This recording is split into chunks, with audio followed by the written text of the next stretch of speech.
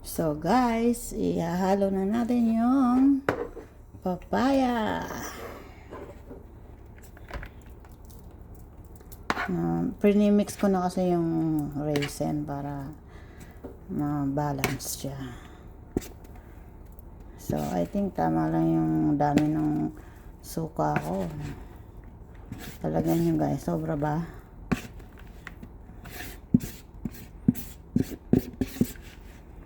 Ang dami ko nang nagadyod ko ng 1.5 na malaking papaya.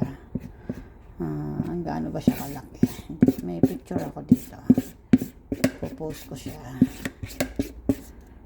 And yung kalahati, niluto ko na tinola. Nagustuhan ng mga asawa ko. So, double purpose yung papaya ko. Ito, haluin nyo lang po.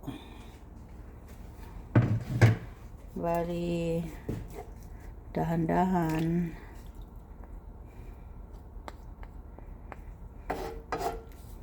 Wow, ang dami.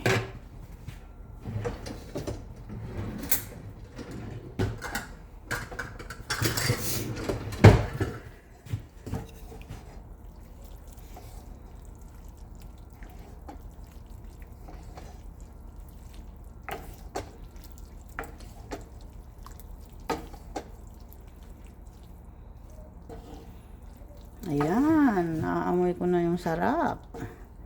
Sa mga gustong mag-order, nandito po ako sa Danville, Placentia, Newfoundland.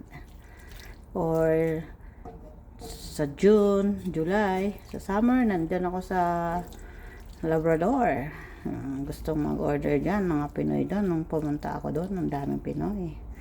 So guys, promote ko na itong mga atsara na to. Gusto niyang tikman, gawa ng maganda to sa mga pinirito, sa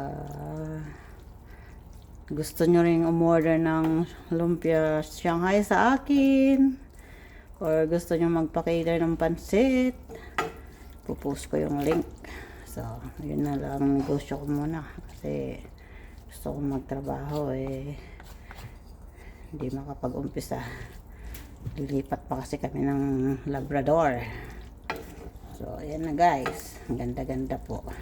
Kulang ng red, puro siya yellow, pero okay na yan. Thank you for watching guys. Nakita nyo naman gaano kaganda. Order na.